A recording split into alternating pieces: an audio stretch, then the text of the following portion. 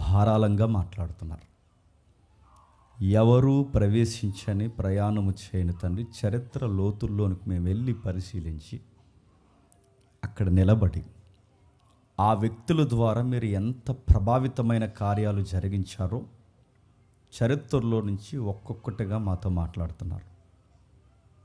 వారి చరిత్ర జరుగుతున్న మా చరిత్రకి తండ్రి దృష్టాంతముగా కొన్ని నేర్చుకునే సంగతులు ఈ వారం కూడా మాతో మాట్లాడండి. ముఖాముఖిగా మేము చేయాల్సిన కార్యాలు, మా పుట్టుకలు, మా ప్రాంతాలు, మా పరిస్థితులు, మా స్థితిగతులు అన్నిటి ఎడల తండ్రి మీరు ఎంత ప్రణాళిక కలిగి ఉన్నారు. మరొక్కసారి తండ్రి మీ వాక్యం ద్వారా మమ్మల్ని దర్శించండి, ఆదరించండి. వాక్యములో ఆనందింపజేసే తండ్రి వాక్శక్తిని, జ్ఞానమును, ఉజ్జీవాన్ని, పరిశుద్ధాత్మ కార్యాన్ని మాకు అనుగ్రహిస్తారని కోరుతూ మమ్మల్ని మీ బిడ్డలందరినీ మీ చేతులకు అప్పగించుకుంటూ క్రీస్తునామని ప్రార్థన సమర్పిస్తున్నాం తండ్రి, ఆమేన్.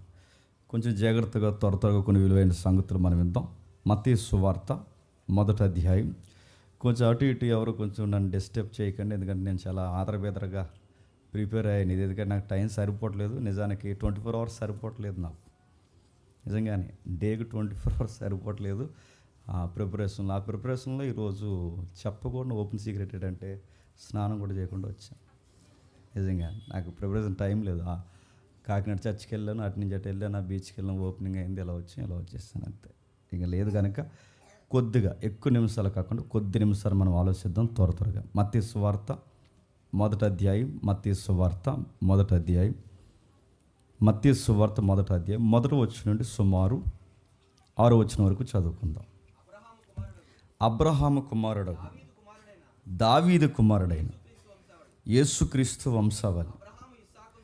అబ్రహాము ఇస్సాకును కనెను, ఇస్సాకు యాకోబును కనెను, యాకోబు యోధాను అతని అన్నదమ్ములను కనెను, యోధా తామారు నందు పెరేసును కనెను, జరాహును కనెను, పెరేసు ఎస్రోమును కనెను, ఎస్రోము ఆరామును కనెను, ఆరాము అమినాదాబును కనెను, అమినాదాబు నయసోనును కనెను, నయసోను సల్మానును కనెను, బోయాజు రూతునందు ఒబేదును కనెను, ఒబేదు యెష్షయిని కనెను, యెష్షయి రాజైన దావీదును కనెను. ఆగుదాం. పోయిన వారం ఒక వ్యక్తిని గురించి మనం ధ్యానించాం. బోయాజుకు పుట్టిన బిడ్డే ఒబేదు.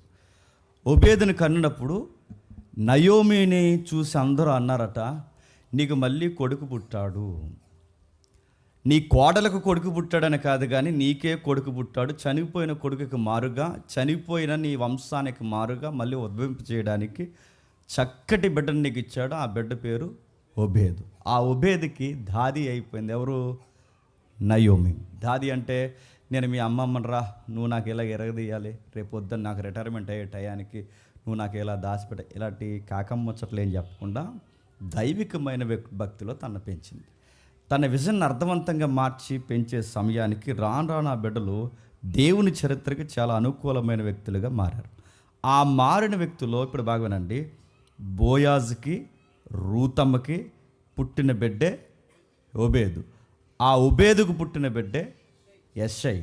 ఆ యెష్షయికి పుట్టిన బిడ్డే దావీదు. ఇక్కడి నుంచి కొంచెం జాగ్రత్తగా వినండి. ఇక దావీదును దాటేసామంటే, ఆ దావీదును దాటి ఒక్కసారి మనం లోపలికి వెళ్తుంటే ఇంక రాజకీయాల్లోకి అడుగులు పెడుతున్నామని మాత్రం మర్చిపోకండి. ఇక్కడి నుంచి చరిత్ర చాలా రసవత్రంగా ఉంటుంది. అంటే ఈరోజు కాదు, జస్ట్ అడుగేస్తామంతే. అంటే ఇక రాజకీయం ఎంతగా అంటే, ఇక చరిత్రలో దేవుడు రాజకీయాన్ని రాజుల ద్వారా ఎలా నడిపించాడో కొన్ని రికార్డ్స్, అలిసిపోయిన రికార్డ్స్ ఉన్నాయి బైబిల్లో. అలాంటి తరంలో కంటే ఇక 14వ తరం ఒక మొదటి 14 తరాలు మొదటి తరం ముగుస్తుంది. ఇక 2వ తరంలోకి మనం అడుగులు వేస్తున్నాం. 14 ఈ 14వ తరాన్ని ముగించుకుని మరొక తరంలోకి వెళ్తే ఇదంతా పొలిటికల్ మూమెంట్ అన్నమాట. అందులోకి మనం ప్రవేశిస్తున్నాం. అందులోకి వెళ్ళే ముందు దావీదు గారి తండ్రిని జస్ట్ టచ్ చేయాలి మనం, ఎందుకంటే లాస్ట్ వీక్ అక్కడ ఆగిపోయాం మనం. యెష్షయి. ఎవరు యెష్షయి అంటే మనం చూస్తాం, ఒక రైతు. ఎవరైనా పాడి పశువుల మీద ఆధారపడే ఒక సామాన్యమైన వ్యవసాయ జీవితానికి అలవాటు పడినవాడు. ఎవరైనంటే ఒక సామాన్యుడైన వాడు. గతంలో కూడా చూస్తాం, పెద్ద ఎన్నిక లేనివాడు. గతంలో కూడా చూస్తాం, ఈయనకి పెద్ద పేరు కూడా లేదు. గతంలో కూడా చూస్తాం, ఆ ఊర్లో ఆయన పెద్ద పట్టించుకోరు. అదిగో ఆయన అటు గొర్రెల మందలను మేపుకుంటూ, లేదా గొర్రెల మందలను పెంపొందింపజేస్తూ, తన చిన్న కొడుకు గొర్రెల మందలు అప్పగిస్తూ, ఆ చుట్టూ ఏరియా ఏదైతే ఉందో ఆ ఏరియాలో ఆయన బతుకుతుంటాడు. అలాంటి ఏరియాలో ఆయన జీవిస్తున్నప్పుడు సరిగ్గా టైంలో మీరు గమనించండి, ఆ ఏరియా ఎలాంటిదంటే ఆ ఊరి పేరు బెత్లెహేం. ఏ ఊరది? బెత్లెహేం. మర్చిపోవద్దు, మనం స్టార్టింగ్ మత్తయి సువార్తను స్టార్ట్ చేసినప్పుడే ఆ మత్తయి సువార్త ప్రారంభంలోనే మనం ఎత్తుకున్న అంశాలు ఏంటో తెలుసా? ప్రతి వచనాన్ని జాగ్రఫికల్గాను, హిస్టారికల్గాను, లాజికల్గాను ప్రతి విషయాన్ని మనం చూస్తామని మనం ప్రారంభించాం. ఇప్పుడు చూస్తున్నాం, వీళ్ళ ఊరు ఏ ఊరంటే బెత్లెహేం. ఏ ఊరది? బెత్లెహేం. ఒకసారి చూద్దాం. మొదటి సమూయేలు గ్రంథం 16వ అధ్యాయం 17వ అధ్యాయంలో, ఈ 2 అధ్యాయాల్లో జాగ్రత్తగా వినాలి. ఈ 2 అధ్యాయాల్లో దావీదు తండ్రి మనకు పరిచయం అవుతాడు. అంటే బైబిల్లో మొట్టమొదటిసారి దావీదు తండ్రి పరిచయం ఏది ఎక్కడంటే ఈ 16-17 అధ్యాయాల్లోనే. ఈ 16 అధ్యాయం మొదటి వచనాల్లో ఏం జరుగుతుందో చూద్దాం ఒకసారి. మొదటి సమూయేలు గ్రంథం 16వ అధ్యాయం మొదటి వచనం నుండి. అంతటి యెహోవా సమూయేలుతో ఇలాగూ సెలవిచ్చాను, రాజుగా ఉండకుండా నేను విసర్జించిన సౌలును గూర్చి నువ్వు ఎంతకాలము దుఃఖిందు. కాంటెక్స్ట్ మీకు అర్థమవుతుంది కదా సందర్భం. అప్పటికి సౌలుని దేవుడు రాజుగా ఎంపిక చేసుకున్నాడు. ఆ సౌలు సరిగ్గా 2 సంవత్సరాలు పరిపాలించేసరికి మదనెక్కిపోయాడు. నిజానికి సౌలు చరిత్ర కూడా మనం టచ్ చేయాలి. నెక్స్ట్ వీక్ మనకు వీలైతే ఆ రాజకీయంలోకి వెళ్తాం. ఎందుకంటే సౌలు యొక్క యాంటీ మూమెంట్ ఏంటో మనకు తెలియకపోతే దావీదు గ్రావిటీ మనకు తెలియదు. కొందరు వ్యక్తుల ప్రభావితమైన జీవితం అది ఎంత ప్రభావితం చేయబడిందో తెలియాలంటే వాళ్ళ చుట్టూ ఎంత పరిస్థితులు అల్లుమిగిపోయాయో తెలియాలి. అంతేగాని దావీదు పలానా అధ్యాయంలో ఉన్నాడు అయిపోయింది ఆమెనంటే కుదరదు. ఇక్కడ ఈ చర్చిలో ఈ చర్చ ఏంటంటే ఒక్క వచనాన్ని కదిపామంటే దాని చుట్టూ ఉన్న చరిత్ర అంతా కదులుతుంది. ఇప్పుడు మనం చూస్తున్నాం సౌలు గారి చరిత్ర. నెక్స్ట్ వీక్ మనం ఇంకా డీటెయిల్గా మనం చూద్దాం. జస్ట్ బ్రీఫ్గా ఇక్కడ చూద్దాం. ఏం జరుగుతుందంటే సౌలు గారు తెలుసు తొలగిపోయాడు. ఎక్కడి నుంచి తొలగిపోయాడు? పిలుపు నుండి తొలగిపోయాడు. ఎక్కడి నుంచి తొలగిపోయాడు? అభిషేకం నుంచి తొలగిపోయాడు. ఎక్కడి నుంచి తొలగిపోయాడు? దేవుడిచ్చిన స్థితిగతుల నుంచి తొలగిపోయాడు. అంటే కాపాడుకోవడం ఆ మనిషికి రాలేదు. దేవుడు ఏదన్నా మనకి ఇస్తాడు. గుర్తుపెట్టుకోండి, ఆ ఇచ్చిన దాన్ని బట్టి మిగిలిన వాళ్ళు ఎక్కిరించేలా మనం చేయకూడదు. సౌలుకి అదో రకమైన దరిద్రపు బుద్ధి వచ్చేసింది. ఆ దరిద్రపు బుద్ధి ఏంటంటే ఇంత వైభాగ్యము, ఇంత సౌందర్యంతో కూడిన జీవితం రేపొద్దున ఎవడైనా కాసేస్తాడేమో అని అతనికి 2 years 2 సంవత్సరాలు పరిపాలించేసరికి కనుక వచ్చిన దరిద్ర బుద్ధి ఏంటంటే ఇంకా పరిపాలిస్తే నా పిల్లలు పరిపాలించాలి తప్ప ఇంకా ఆడివిడి ఎక్కితే అట్లా కుదురుద్దని చెప్పి ఇంకెవ్వడిని ఎక్కకుండా రాజకీయ ఒత్తిళ్ళ ప్రకారం దావీదు లాంటి ఆయన్ని కన్ను ఏకమునిపి ఆయనలో ఒక దరిద్ర బుద్ధి వచ్చేసింది. అసూయ వచ్చేసింది. ఇంకెవరు రాకూడదని ఒక బుద్ధి వచ్చేసింది. అలా టైంలో దేవుడు సౌలుని పక్కన పెట్టాడు. సౌలుని పక్కన పెడుతున్నప్పుడు దేవుడు, గుర్తుపెట్టుకోండి ఈ మాట నేను అంటున్నాను, మరి ఎంతమందికి అర్థమవుద్దు నాకు తెలియదు, కానీ అర్థమయ్యే వాళ్ళకి అర్థమవుద్ది. దేవుడిని అనుభవించాలి. ఒక వ్యక్తిని దేవుడు, బాగా వినండి, దేవుడు నిన్ను పక్కన పెట్టి వేరొకరిని పిలుస్తున్నాడు అనడానికి గుర్తు ఏంటి చెప్పనా? మళ్ళీ చెప్తున్నాను వినండి. దేవుడు నిన్ను పక్కన పెట్టి మరొక వ్యక్తిని తన వాగ్దానాల్లోకి పిలుచుకుంటున్నాడు అని గుర్తు ఏంటి చెప్పనా? నీ దగ్గర ఇంకొకరిని రెడీ చేస్తాడు. గుర్తుపెట్టుకో. నేను మళ్ళీ చెప్తున్నాను, ఏదన్నా వర్క్ కాదు, బరకాలేసే పనా, సౌండ్ పెట్టే పనా, పబ్లిసిటీ పనా, కెమెరా ఎట్టే పనా, రొట్టె ద్రాక్షరసం ఇచ్చే పనా, ఏ పనైనా, సంగీతమా, పాటల, ఏదైనా గుర్తుపెట్టుకో. దేవుడు నీకు ఒకటి ఇస్తాడు. ఆ ఇచ్చిన దాన్ని బట్టి నేను తప్ప ఇంకెవడ ఎరగదీయలేడు అనుకున్నావు అనుకో, నిన్ను ఎరగదీస్తాడు. గుర్తుపెట్టుకో. ఖచ్చితంగా లేపుతాడు. నువ్వు ఎక్స్పెక్ట్ చేయని వాడినే నీ దగ్గర నుంచి లేపుతాడు. అందుకే ఏదైనా దేవుడు ఒక పని అప్పగిస్తే యెహోవా పనినట శ్రద్ధగా చేయాలి. శ్రద్ధ అంటే ఇంట్రెస్ట్గా చేయాలి. నీకు ఎన్ని వర్క్లు ఉన్నా ప్రధానమైన వర్క్ అది. ఆ వర్క్ని ఇంట్రెస్ట్గా చేయకపోతే దాని మీద ఇంట్రెస్ట్ ఉన్న వాళ్ళు లేపుతాడు. గుర్తుపెట్టు. ఆడెక్కడో రాడు, ఎదురింటి పక్కనే పోలే కాదు, నీకు తెలిసినట్టే మనకు బాగా సొరకలేసే కార్యక్రమం ఏంటి చెప్పిన, మనకు తెలిసినట్టు ఎగిరితేనే మనకు బాగా సొరకేసినట్టు ఉంటుంది కాదు చెప్పండి. ఎవడో ముక్కు ముఖం తినడైతే వేరు, కానీ మనం ఎక్స్పెక్ట్ చేయనోడు ఈడా అనుకుంటాం చూసారా, ఆడనే లేపుతాడు. ఈడా అనుకోవడం కాదు, ఆ ఊరు కూడా పెద్ద లెక్క కాదు, ఆ ఊరే కాదు, ఆ ఊర్లో ఎస్ఏ కూడా పెద్ద లెక్కల్లో ఉన్న మనిషి కాదు. అవేవి వాళ్ళ జాగ్రఫీ కానీ, వాళ్ళ హిస్టరీ కానీ, వాళ్ళ జీనియాలజీ కానీ ఏది పెద్ద చెప్పుకోదగ్గ ఏరియాలే కాదు. కానీ ఆ ఊరు దేవుడు ప్రవక్తను పంపుతున్నాడు, వెళ్ళు నువ్వు ఒక ఇంటికి చెప్తాను నేను, ఒక అబ్బాయితో పని ఉంది, వాళ్ళ నాన్నగారి దగ్గరికి వెళ్ళంటే సమూయేలు ప్రవక్త బయలుదేరుతున్నారు. ఇశ్రాయేలు మీద రాజుగా ఉండకుండా నేను విసర్జించిన. ఆ పదం ఎలా ఉందని మీకు ఎలా ఉందని తెలియదు, కానీ భయం వేస్తుంది ఆ పదం చదువుతుంటే. విసర్జించేశాడు అంతే, ఇంకా మనిషి ముఖం చూడొద్దని చెప్పి అన్నట్టుంది ఆ పదం. అది దేవుడు సౌలును విసర్జించిన తర్వాత సౌలును గుచ్చి నువ్వు ఎంతకాలం దుఃఖిస్తావు, నువ్వెంతకు దుఃఖిస్తున్నావు, నువ్వెంత దుఃఖిస్తున్నావో నేనంత దుఃఖిస్తున్నాను, నువ్వెంత బాధపడుతున్నావో అంతకుమించి బాధపడుతున్నాను.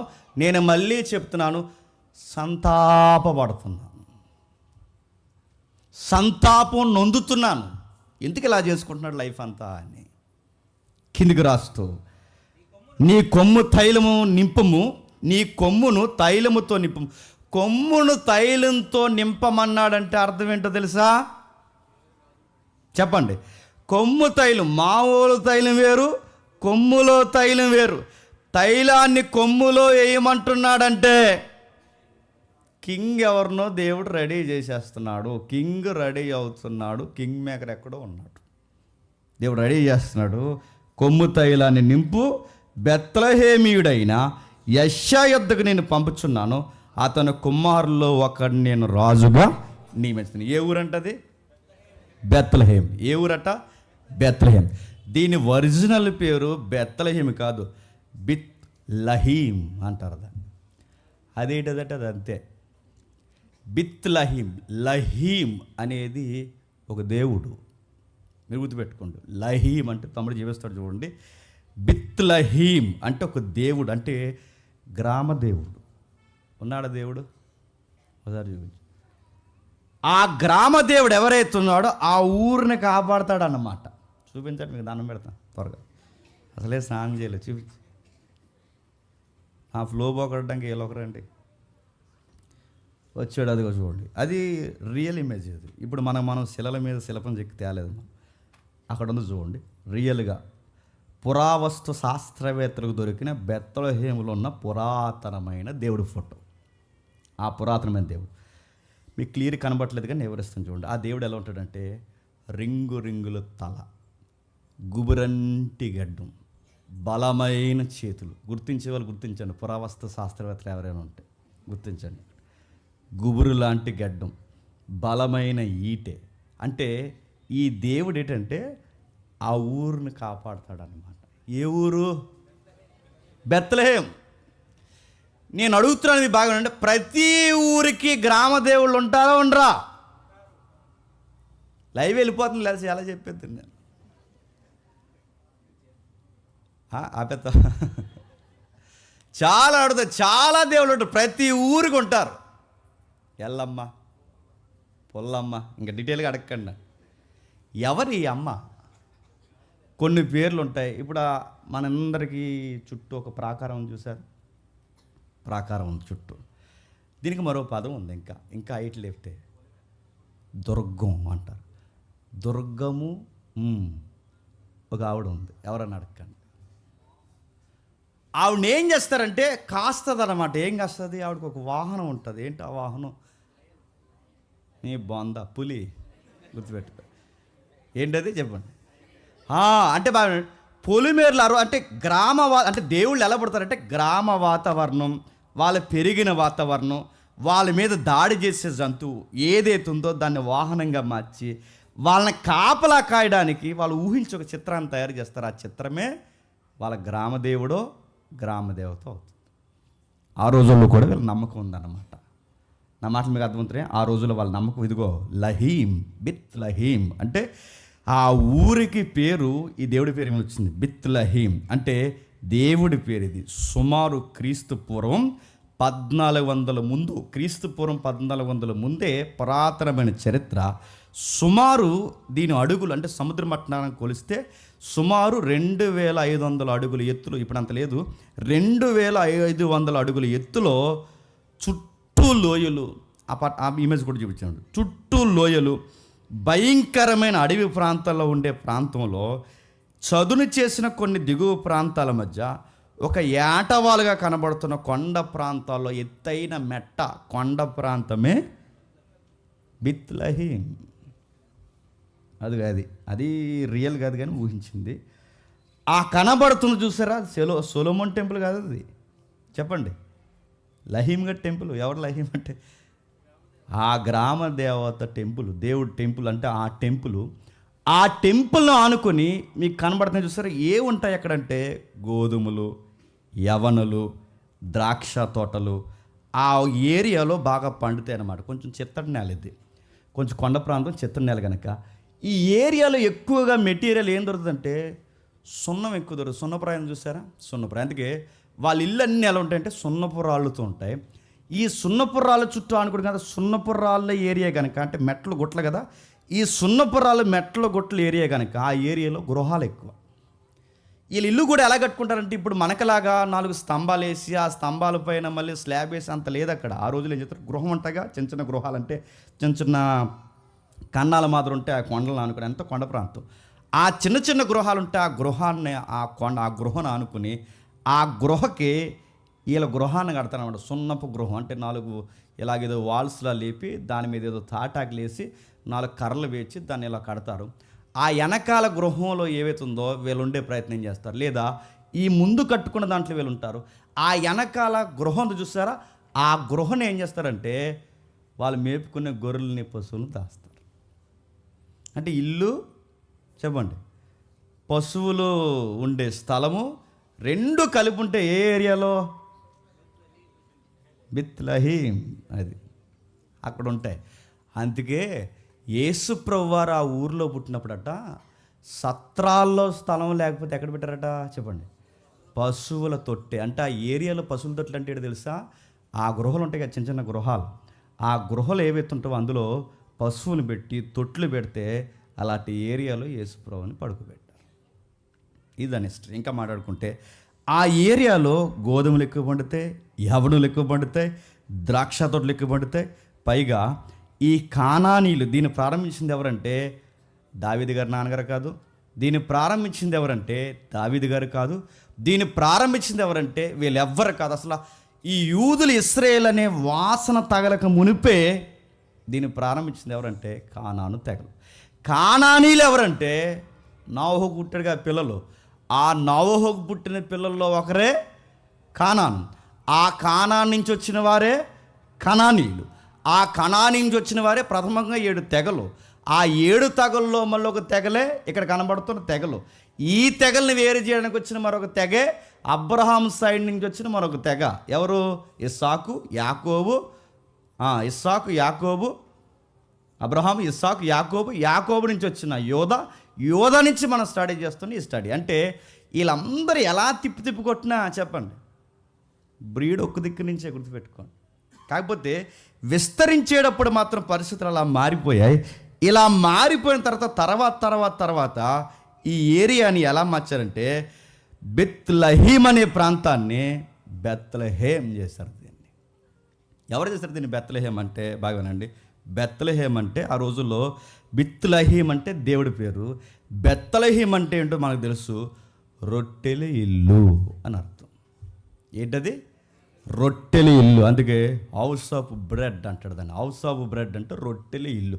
నేను అడుగుతున్నాను, దేవుడిల్లు, దేవత ఇల్లు కాస్త ఆహార స్థలంగా పేరు ఎలా మారిందంటే టూకీగా ఒకసారి మనం చూద్దాం. మొదటి దినవృత్తాంతాల గ్రంథం త్వరగా వెళ్ళిపోద్దాం. మొదటి దినవృత్తాంతాల గ్రంథం 2వ అధ్యాయం. మొదటి దినవృత్తాంతాల గ్రంథం 2వ అధ్యాయం. మొదటి దినవృత్తాంతాల గ్రంథం 2వ అధ్యాయం 50 వచనం నుండి. మొదటి దినవృత్తాంతాల గ్రంథం 2వ అధ్యాయం 50 వచనం నుండి. ఎఫ్రతాకు జ్యేష్ఠుడిగా పుట్టిన ఎవరట? ఎఫ్రాతాకు జ్యేష్ఠుడిగా పుట్టిన హూరు కుమారులు ఎవరనగా తండ్రి అయిన శోభాలును. మీకు ఆ పేర్లు వస్తున్నాయి చూడండి. Ephrathah, next Bethlehem. Ephrathah, Bethlehem. బాగా వినండి. ఎవరు ఎఫ్రతా? అందుకే బైబిల్ మనం చదువుతున్నప్పుడు బెత్లెహేం ఎఫ్రతా అని చదువుతాం. బెత్లెహేం ఎఫ్రతా అంటే బెత్లెహేం అనొచ్చుగా. బెత్లెహేం ఎఫ్రతా అని ఎందుకు అంటున్నాడు? బెత్లెహేం ఎఫ్రతా అని ఎందుకు అంటున్నట్టే దానికి అడ్రస్ ఉంది. బెత్లెహేంలు 2 ఉన్నాయి మ్యాప్లో. ఎన్ని? 2. అందుకే బెత్లెహేం అంటే అన్ని బెత్లెహేములు కాదు, యెరూషలేముకి 10 కిలోమీటర్ల దూరంలో ఉన్న ఒక గ్రామీణ కొండ ప్రాంతమే బెత్లెహేం. ఈ బెత్లెహేం అనడానికి అడ్రస్ ఏమిస్తుందంటే ఎఫ్రతా.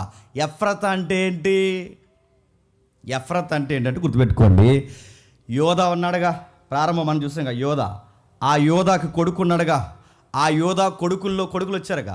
ఆ కొడుకుల్లో ఒక కాలేబ్ అనే ఆయన వస్తాడు. ఆ కాలేబ్ అనే ఆయన అజూబా అని ఒక ఆయన ఉంటే ఆయన చనిపోతే ఆ అజూబా అనే ఆయనకు ఒక భార్య ఉంటుంది. ఆ భార్య పేరు ఎఫ్రతా. ముఖ్యాంశాలు మరోసారి చెప్పండి. ఎఫ్రతా అంటే ఎవరు? అజూబా అనే ఒక ఆయనకి ఒక భార్య. ఆ భార్య ఎవరైతే ఉన్నా అజూబా చనిపోతే అంటే అంత వారసత్వమే. ఈయన చనిపోతే ఆమెను ఈయన చేసుకుంటాడు. ఎవరు? కాలేబు. ఈ కాలేబు ఎఫ్రతా అని చేసుకుంటే ఈ కాలేబుకి ఎఫ్రతాకి పుట్టినవాడే అక్కడ రాస్తున్నారు హూరు. ఈ హూరు సంతానం డెవలప్ అయితే ఆ సంతానమైన డెవలప్ అయిన సంతానము బెత్లెహేముని డెవలప్ చేసింది. అందుకే అడ్రస్కి ఏమంటారంటే బెత్లెహేము ఎఫ్రతా అంటారు. అందుకే మీకు ఇంకా బాగా అర్థం కావాలంటే అదే 2వ అధ్యాయం 18 వచ్చిన చూడండి. అదే 2వ అధ్యాయం 18 వచ్చిన నుండి. కొన్నిసార్లు ఈ వృత్తాంతాలు ఇవి చదువుతున్నప్పుడు ఎందుకు రాశారబ్బా అనుకుంటాం. ఎందుకు రాశారు? మనలాంటి ఒకడు ఉంటాడనే చెప్పండి. రాశాడు దేవుడు పరిశీలించడానికి జీనియాలజీ పనికి వస్తున్నారు. మొదటి దినవృత్తాంతాలు 2వ అధ్యాయం 18 వచ్చిన నుండి. కాలేబు అజూబాను తన భార్య అందును పిల్లలను కనెను. అజూబా కుమారులు ఎవరనగా ఏషేరు. అజూబా చనిపోయిన తర్వాత కాలేబు ఎఫ్రతాను వివాహం చేసుకొనగా అది అతనికి ఊరుని కనెను. ఊరుని కనెను. ఊరు బెసేలుని కనెను. తర్వాత ఎస్రోను గిలాదు తండ్రి అయిన మాకీరు కుమార్తెను కూడెను. తాను 60 సంవత్సరం వయసు గలవాడైనప్పుడు దాన్ని వివాహం చేసుకొనగా అది అతనికి సెగూబును కనెను. సెగూబ్ యాయీరుని కనెను. వీళ్ళు గిలాదు దేశమందు అక్కడ చూడండి 23 పట్టణాలు అంటే టౌన్స్ ఫామ్ చేస్తున్నది ఎవరండి? ఈ జీనియాలజీలో ఉన్న వాళ్ళు. ఇంకా కింద చదవండి. మరియు గెస్సూరు వారును సిరియనీలును యాయీరు పట్టణాలను కెనాతును దాని ఉపపట్టణములను 60 పట్టణములను వారి యొద్ద నుండి తీసుకొని వీరందరూ గిలాదు తండ్రి అయిన మాకీదునకు కుమారులు కాలేబుదైన ఎఫ్రాతాలో. అది ఏటట? కాలేబుదైన ఎఫ్రాతా. బాగుండండి. కాలేబుదైన ఎఫ్రాతాలంటే ఈ ఎఫ్రతా అనే ఆవిడ ఒకడు ఉంది. ఆవిడ పేరు మీద కొడుకు పుట్టాడు. ఆ కొడుకు ఆ ఏరియాకి ఎఫ్రతాని బాగా డెవలప్ చేశాడు. అందుకు ఆ ఏరియాకి తల్లి పేరు మీద బెత్లెహేము చెప్పండి ఎఫ్రతా. ఇంకా కిందకి రాస్తున్నాడు చూడండి. ఎస్రోను చనిపోయిన తర్వాత ఎస్రోను భార్య అయిన అబియాతనికి తెకోవకు తండ్రి అయిన అస్సూరుని కనెను. అలా మొత్తం ఇంటికి వెళ్ళి చదవండి. వీళ్ళ ఖండం పట్టణాలు కట్టడం, ఆ పట్టణాలకి పేర్లు పెట్టడం. అలా వచ్చింది బెత్లెహేం అంటే. బాగానండి. ఇప్పుడు బాగానండి. బెత్లెహేము ఊరు ఏ ఊరంటే ఒక విగ్రహారాధన ఊరు. బెత్లెహేము ఊరు ఎలాంటి ఊరంటే ఒక మూఢనమ్మకాల ఊరు. బెత్లెహేము ఊరు ఎలాంటి ఊరంటే ఎన్నిక లేని ఊరు. బెత్లెహేము ఎలాంటి ఊరంటే చేతబళ్ళకి సిల్లంగిలకు కూడా పెట్టింది పేరు. బెత్లెహేము ఎలాంటి ఊరంటే అసలు కొండ ప్రాంతం అంటే ఒక మాట చెప్పాలంటే కొండ ఏరియా. అలాంటి ఏరియాలో దేవుడు అన్నాడట, నాకు పనికొచ్చాడు ఉన్నాడు వెళ్ళి అన్నాడట. మీకు అర్థమవుతుందో లేదో కానీ మీకు చదువుతుంటే ఎలా ఉందో కానీ నాకు మాత్రం భలే అనిపిస్తుంది. ఊరే చెప్పుకోదగ్గ ఊరు కదా, నా మాటలు అర్థమవుతుంది. ఊరే చెప్పుకోదగ్గ ఊరు కదా. ఆ ఊరు ఒక మూఢనమ్మకాల ఊరు, ఆ ఊరు ఒక చేతబడుల ఊరు, ఆ ఊరికి బలమైన నమ్మకాలు లేని ఊరు. కాకపోతే కాస్త పాడి పంటలు బాగుంటాయని చెప్పుకో తప్ప ఏరియా కొండ ప్రాంతం, నమ్మకాలు కొండ నమ్మకాలు అన్నీ ఎలాంటి నమ్మకాలంటే పూర్తిగా దేవుడిని ఎక్కిరించే ప్రాంతాలు. అలాంటి ప్రాంతాల్లో దేవుడు అన్నాడట, నాకు కావాల్సిన వ్యక్తి ఉన్నాడు అక్కడ. అతగాడి పేరేంటో తెలుసా? ఎస్ఐ. ఎవరు? ఆయన దగ్గరికి వెళ్ళు. ఏం చేస్తుంటాడు ఆయన? ప్రవక్త కాదు. ఏం చేస్తుంటాడు ఆయన? యాజకుడు కాదు. ఏం చేస్తుంటాడు ఆయన? వ్యవసాయం చేసుకుంటూ ఉంటాడు. అంటే ఒక మాటలో చెప్పాలంటే ఒక వ్యవసాయం చేసుకునే వ్యక్తుడు నువ్వేం చూస్తున్నావు ప్రభు అంటే, మీరు చూడదగ్గంత చెప్పుకోదగ్గ విషయాలు ఏమీ లేవు. కానీ యెషయాలో నేను అనుకుంటున్నాను, తాను చేసే చిన్న పనిలో కూడా జెన్యూన్ క్యారెక్టర్ ఉంది ఆయన దగ్గర. అది గుర్తుపెట్టుకోండి. దేవుడికి నచ్చిన వ్యక్తి, దేవుని పిలుపుకు లోబడిన వ్యక్తి. లాభాలు వస్తాయంటే గతంలో ఆ నయోమి పరిగెట్టినట్టు పరిగెట్టే వ్యక్తి కాదు ఈయన. ఏ ఊర్లో పుట్టాడో ఆ ఊర్లోనే ఉన్నాడు, ఎక్కడ పెరుగుతున్నాడో అక్కడే పెరిగాడు. అలాంటి ఏరియాలో పెరుగుతున్న టైంలో ప్రవక్త పంపించాడు. ప్రవక్త పంపించి దేవుడు ప్రవక్తతో అంటున్నాడు, ఎల్లు, నాకు కావాల్సిన వ్యక్తిని నేను ఎంపిక చేస్తాను. ఆ ఏరియాలో ఒక పెద్ద మనిషి ఉన్నాడు. చెప్పుకోదగ్గానికి గోత్రం ప్రకారం ఎఫ్రత. అందుకే మీకా కూడా ప్రవచనం చెప్తే ఏమంటే, యోధా బెత్లెహేం, యోధా ఎఫ్రత, నీ యోధా ప్రధానంలో ఎంత మాత్రము చెప్పండి స్వల్పమైన దానివి కావు అంటాడంటే దాని అర్థం ఏంటండి? స్వల్పమైందని. నువ్వు ఎంత మాత్రం ఎన్నిక లేని దానివి కావని అనుకోకంటే దాని అర్థం ఏంటండి? ఎన్నిక లేనిది ఆ ఊరు. ఆ ఊరికి ఎవరు వెళ్ళరు. ఆ ఊరికి ఒక మాటలో చెప్పాలంటే సంబంధాలు కూడా చూడరు. మా ఊరు అలాంటిదే. అది అంకుల్ తెలుసు. మా ఊరు అలాంటి, అదో అక్కడ బాబాయ్ అన్నాడు, మా ఊరు అంటారు వచ్చేవారు కదా. వాళ్ళు ఎందుకు చెప్పినా మా ఊరు సేతబళ్ళు ఊరు అనేవారు అప్పుడు. అవన్నీ ప్రాక్టీస్ ఆడుతున్నారు అలాంటి ఊర్లు. కానీ దేవుడు చూడండి, ఎక్స్పెక్ట్ చేయని ఏరియా నుంచి దేవుడు ఒక వ్యక్తిని బయట లాక్కొస్తున్నాడు. ఆ వ్యక్తి ఎస్ఐ. ఏం చేస్తాడంటే వ్యవసాయం చేస్తుంటాడు. ఏం చేస్తాడంటే పాడి పంటల మీద బతుకుతుంటాడు. అలాంటి వ్యక్తిని దేవుడు ఎంపిక చేసి అన్నాడట, నువ్వు వెళ్ళు, అతనితో మాట్లాడు, నాకు కావాల్సిన వ్యక్తిని పిలుస్తానంటే ప్రవక్తకి టెన్షన్ వస్తుంది. నేను కొమ్ము తైలం పట్టుకుని అక్కడికి వెళ్తే ఈ విషయం సౌలుకి తెలిస్తే చెప్పండి, నాకు అదే లాస్ట్ రోజు కదా ప్రభు అంటే. అప్పుడు దేవుడు అన్నాడు, అందుకే నీకు పని చెప్తున్నాను, బలివ్వడానికి వెళ్ళు. దేనికి వెళ్ళాలి? బలివ్వడానికి వెళ్ళు. అందరూ చూస్తుండగా బలివ్వడానికి వెళ్ళు. ఆ బలిస్తున్నప్పుడు ఈ ఫ్యామిలీని ఇన్వాల్వ్ అవ్వమని చెప్పు. ఎవరిని? యెషయా ఫ్యామిలీని. ఒకసారి చదువుదాం. అదే మొదటి సమూయేలు గ్రంథం 16వ అధ్యాయం, త్వరగా. అదే మొదటి సమూయేలు గ్రంథం 16వ అధ్యాయం మొదటి వచ్చిన నుంచా 2వ వచ్చిన నుంచా. సమూయేలు, నేను ఎట్లు వెళ్ళుదును, నేను వెళ్ళిన సంగతి సౌలుకి తెలిసిన ఎడల అతడు నన్ను చంపుననగా, యెహోవా నీ ఒక పెయ్యిని తీసుకుని పోయి యెహోవాకు బలిపశును వధించుటకై వచ్చి తినని చెప్పాను. బాగా వినండి. సమూయేలు, నేను ఎట్లు వెళ్ళుదును, నేను వెళ్ళిన సంగతి సౌలుకి వినిన ఎడల అతను నన్ను చంపుననగా, యెహోవా నీవు ఒక పెయ్యిని తీసుకుని పోయి యెహోవాకి బలిపశును వధించుటకై వచ్చి తినని చెప్పి యెషయా బలి అర్పణలకు పిలువుము. అప్పుడు నీవు చేయవలసిన దానిని నేను నీకు తెలియచేతును. యవన పేరు నీకు చెప్పుదునో అతన్ని నీవు అభిషేకింపవలను సెలవీయగా. సమూయేలు యెహోవా ఇచ్చిన సెలవు చొప్పున బెత్లెహేమునకు వెళ్ళెను. ఆ ఊరి పెద్దలందరూ అతని రాకకు భయపడరు. మీ గతంలో కూడా చెప్పాను, మరలా ఒకసారి జ్ఞాపకం చేస్తున్నాను చూడండి. ఒక దైవజనుడు వస్తే ఊరు ఏం చేస్తుందంట? భయపడి. ఒక దైవజనుడు వస్తే ఊరి పెద్దలు ఏం చేస్తున్నారు? భయపడి. అంటే దైవజనుడికి ఆ రోజులు అంత గౌరవం ఇచ్చారు. లేచి నిలబడి, అందరు నిలబడి, అయ్యా నువ్వు మంచి పలకడానికి వస్తున్నావా, లేకపోతే మేము మా పిల్లలు మార్చుకోవాల్సిన ఏమన్నా ఉన్నాయా? అది ఆ రోజులు. ఈ రోజులు దైవజనుడి మీదే కోపం ఎత్తున్నారు. లేకం ఎందుకు ఇంకా ఆయనకి మాకు నా ఈ జిందగీ అన్నారట. నడుతున్నాను అంటే మనగారులేండి బయట జరిగే విషయాలు చెప్తున్నాను. సేవకుడి మీద కోపం వేస్తారు, సేవకుడి మీద భయం ఉంది జనరేషన్కి. పెద్దలు భయపడ్డారట, లేచి నిలబడ్డారట. చెప్పండి, మేము మార్చుకోవాల్సిన ఏమైనా ఉంటే మార్చుకుంటామంటే వాళ్ళ చక్కగా నిలబడి మాడుతుంటే ఏం కాదు, ఒక ఫ్యామిలీతో ఇన్వాల్వ్ అవుతుందని చెప్పి ఆయన ఫ్యామిలీతో ఇన్వాల్వ్ అయ్యాడు. యెషయాకి చెప్పాడు, బలిలో పాల్గొనడానికి, దేవునికి బలి అర్పణ ఇవ్వడానికి పాల్గొనడానికి నీ కొడుకులు ఎంతమంది ఉన్నారు అంతమందిని పిలవమన్నాడు. అందరిని పిలిస్తే 7 వచ్చారు. 7 వచ్చారు కానీ ఒక అబ్బాయిని పిలవలేదు. 7 కొడుకు పిలిచిన తర్వాత ఆ అబ్బాయిని ఎందుకు పిలవలేదంటే రచయితలు రాసిన మాటలే నేను చెప్తున్నాను. బహుశా చిన్నోడు కదా ఆడికెందుకులే అని. రెండోది, గొర్రెలు కాస్తున్నాడుగా వాడెందుకులే అని. మూడోది, బహుశా ఇలాంటి ఇంపార్టెంట్ కార్యాల్లో దావీదు అంత పెద్ద గుర్తు చెప్పండి లేడు.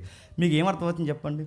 గుర్తింపు లేని ఊరు చెప్పండి, గుర్తింపు లేని రైతు చెప్పండి, గుర్తింపు లేని దావీదు. మీకు ఏమర్థమవుతుంది చెప్పండి?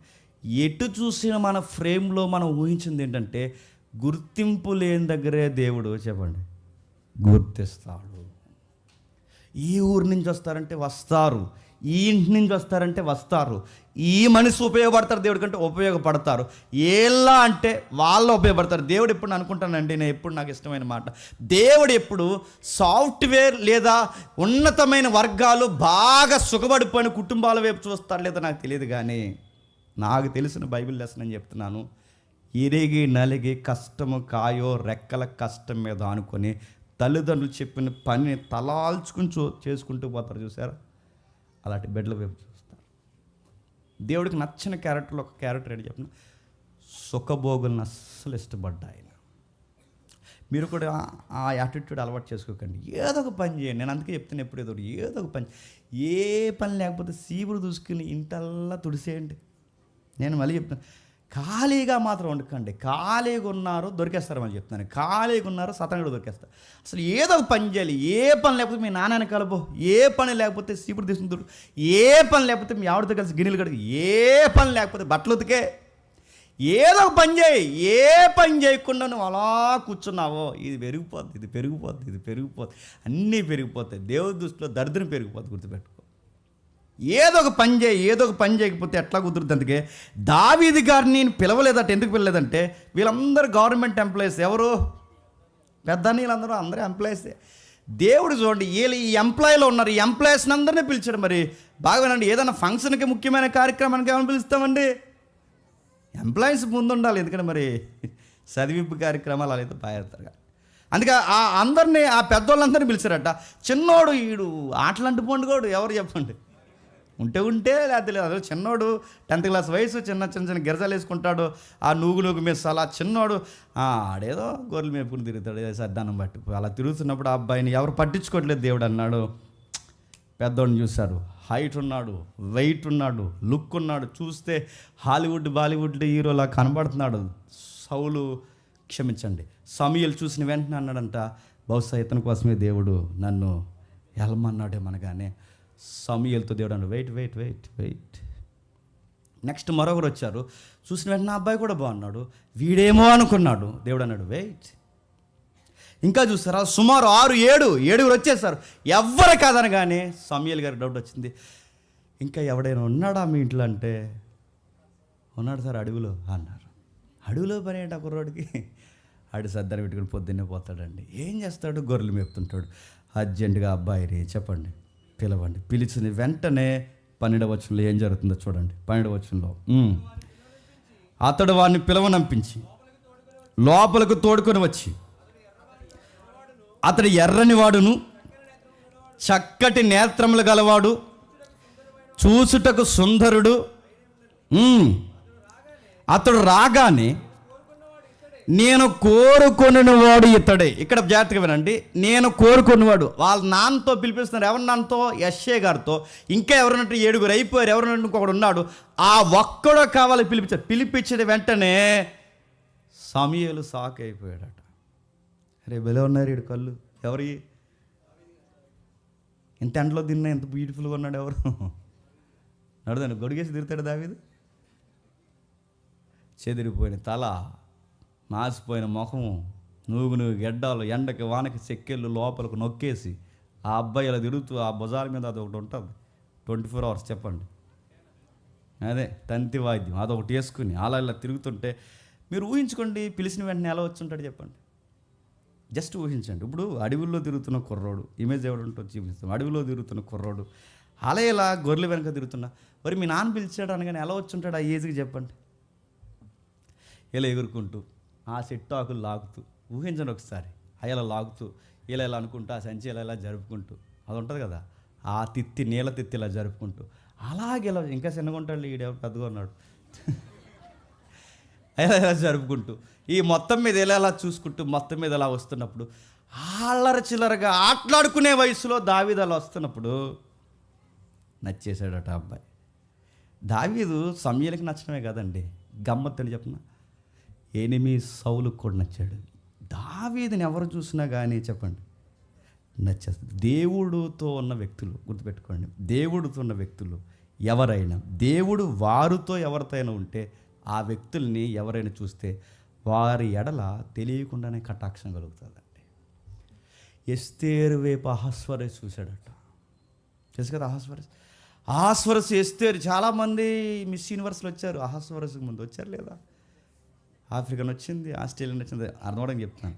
రకరకాలు వచ్చారు, క్యాట్వాకులు, ఆవాకులు, ఆటాకులు, ఈటాకులు, డ్రెస్ కోడ్లు అన్నీ చేసి అలాగే నడిస్తే ఎవరి మీద అహస్వరస్ మనసు పడలేదు. కానీ ఆ ఎస్తేరు అలాగా పల్లెటూరు పిల్ల ఆ పూరు గుడిసెలో వచ్చిన అమ్మాయి చూసిన వెంటనే ఎవరేమే అని అడిగాడట.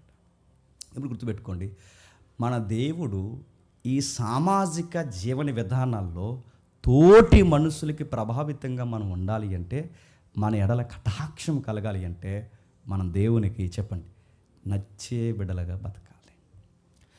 నీ ప్రొఫెషన్ ఏదైనా, అది గొర్రెలను కాస్తున్నావా, వ్యవసాయం చేస్తున్నావా, రాజకీయాల్లో ఉన్నావా, చదువుల్లో ఉన్నావా, పెళ్లి చేసుకుని ఉన్నావా, నువ్వెక్కడున్నా ఏదున్నా కానీ దేవుడు పిలిచే టైం లేనికి సరిగ్గా నీ చుట్టూ ఉన్న వాళ్ళందరికీ నువ్వు ప్రభావితంగా ఉండాలి అంటే నువ్వు దేవుడితో ఉండాలి. పిలిచాడు, వచ్చాడు, వచ్చిన వెంటనే యెషయాతో దేవుడు మాట్లాడుతున్నట్టుగానే దావీదుతో మాట్లాడుతున్న మాట యెషయాకి చెప్తున్నాడు. ఏమని? ఇదిగో ఇతడే ఇతడే ఇతడే నేను కోరుకున్న మనుషుడు. చెప్పండి ఇతడే. ఈ మాట చదువుతుంటే మీకు నాకు ఎలా ఉందో నాకు తెలియదు, కానీ ఆ పక్కనున్న తండ్రి ఎవరో యెషయాకి ఎలా ఉంటుంది చెప్పండి. నేను కోరుకున్న మనుషుడు ఇతడే, ఇశ్రాయేలుకి కాబోయే రాజు ఇతడు అనగానే ఈ మాట ఎలా ఉందో తెలుసా? ఒకప్పుడు అబ్రాహాముకి చెప్పాడే, అబ్రాహాముకి చెప్పిన మాటే మళ్ళీ యెషయాకి చెబుతున్నట్టుంది. అబ్రాహాముకి ఏమని చెప్పాడు? నీ సంతానం ద్వారా ఈ ప్రపంచాన్ని ఆశీర్వదిస్తానడగా, నీ సంతానం ద్వారా ఈ ప్రపంచాన్ని ఆశీర్వదిస్తాను అబ్రాహాముకి ఇచ్చిన వాగ్దానమే ఇప్పుడు యెషయా నీ సంతానం ద్వారా దేశాన్ని చెప్పండి ఆశీర్వదిస్తాను, మీ బొడ్డోడు ఈ ప్రపంచానికి రాజు కాబోతున్నాడు. పిలిచాడట. ఆ పిలిచే అబ్బాయితో మాట్లాడుతున్నాడు. ఏమని అక్కడ రాస్తున్నారు చూడండి. అతని ఎర్రని వాడును చక్కటి నేత్రములు గలవాడు, చూచుటకు సుందరుడయ్యుండెను, అతడు రాగానే నేను కోరుకున్న మనుష్యుడు. చెప్పండి ఇతడే. చూడ్డానికి పైగా మీకు చాలాసార్లు చెప్పాను, మళ్ళీ జ్ఞాపకం చేస్తున్నాను. చూడ్డానికి పైన పెద్దని పిలిచాడు. పెద్దని ఎలా ఉన్నాడు? చూడ్డానికి బాగున్నాడు, ఎత్తుకున్నాడు. అతను రంగులు చూసి ఎత్తుకున్నాడు, బాగున్నాడు, తల బాగుంది, అంతా బాగుందని చూస్తే పై రూపం చూడొద్దన్నాడు. ఎవరు? దేవుడు. నువ్వు పై రూపం చూడకు, మనుషులు పై రూపాన్ని చూస్తారు, నేను హృదయాన్ని చూస్తాను. మరి పెద్ద నేను చూసినప్పుడు పై రూపం చూడొద్దు అన్నప్పుడు, మరి దావీదు వచ్చినప్పుడల్లా పై రూపం ఎందుకు వర్ణిస్తున్నాడు? చాలాసార్లు చెప్పాను, మీకు ఎంతమంది గుర్తుందో. పెద్దవారిని చూసినప్పుడు పై రూపాన్ని చూడొద్దు, అందంగా ఉన్నాడని పెద్దోడిని అభిషేకించుకున్నాడు. మరి రెండో వాడు చిన్నోడు, కరసటి వాడు, ఇక లాస్ట్ వాడు వస్తే ఎర్రగా ఉన్నాడు, చక్కగా ఉన్నాడు, నేత్రాలు బాగున్నాయి, సుందరంగా ఉన్నాడు, ఇతడే నేను కోరుకుంటాను. ఈ వర్ణన ఎందుకు ఇస్తున్నాడు? ఎందుకంటే దావీదు ఎర్రగా ఉన్నా ఆయన గుండెల్లో కలర్ మీద లేదంటే గుర్తుపెట్టుకున్నాడు. అందుకు దావీదు నచ్చాడు. మనం ఎర్రగుంటే ఏం చేద్దామండి? నల్లగున్న వాళ్ళందరినీ ఎక్కించుకుంటూ తిరుగుతాం మనం. దావీదులో ఉన్నది మనలో లేనిదేడు చెప్పిన, మన యొక్క అందాన్ని చూపించి ఇతరులను ఎక్కిరిస్తాం చూసారా, అది మనకుంటుంది. దావీదుకి ఎంత అందంగా ఉన్నా తన రంగు మీద లేదట. దావీదుకి ఎక్కడో తెలుసా? నా రంగు మీద కన్నా నా దేవుడే లవ్. ఆ గుండెల్లో ఎవరు కొట్టుకుంటారు అబ్బా అంటే దేవుడు దేవుడు దేవుడు అని అడుగుతున్నాను. ఇలాంటి టీనేజ్ అబ్బాయికి కలర్ ఉంటే ఈ జనరేషన్లో ఏం చేస్తారు చెప్పండి? ఫిల్టర్లు అవసరం లేదు, ఇంకా తెలుసు రీల్స్ బ్యాచ్కి ఫిల్టర్లు అవసరం లేదు, రీల్స్ చెప్పండి. సొక్క ఇప్పేస్తాడు, ఫ్యాంట్ ఇప్పేస్తున్నారు, డ్రైర్ వేసి తిరుగుతున్నారు. దేనికంటే కలరు. అందుకే ఎన్ని యాడ్లు వచ్చేస్తాయండి ఈ రీల్స్ చూస్తాడు. ఈ మధ్యకాలంలో దరిద్రం కొలిది, మరి దరిద్రమో బాజీ మొత్తం మీద ఇన్స్టాలోకి వెళ్ళాను నేను. ఎందుకంటే మరి కొంచెం మన మినిస్ట్రీ ఎలా నడుతుంది చూడటానికి. ఇన్స్టాలో మాట్లాడుతూ వచ్చే రీల్స్ ఇటు చెప్పిన, హాయ్ బ్రో, ఈ కలర్ ఇలా రావాలంటే నువ్వేం చేయాలి తెలుసా? సన్ స్క్రీన్ ఉంది నా దగ్గర, ఆ సన్ స్క్రీన్ వాడుకో. అది ఎలా వాడు? నువ్వు ఆ స్క్రీన్ కదా, ఇదిగో కింద కామెంట్ చేయమని ఏదో చెప్తాడు, కామెంట్ చేయమని. వెంటనే నీకు డోర్ డెలివరీతో వస్తుందట.